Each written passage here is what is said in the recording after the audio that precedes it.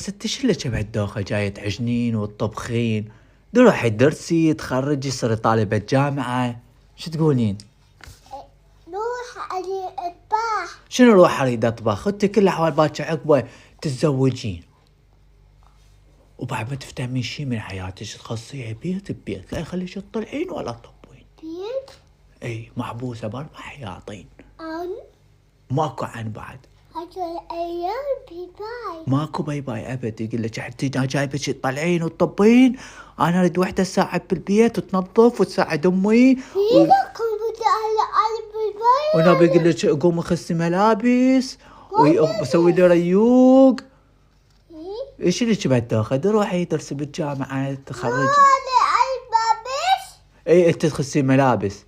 أدي بابس. ماكو انت يغسل ملابس، هاي ما عندها. احنا باوروبا رجال يغسل ملابس كله براس المرأة.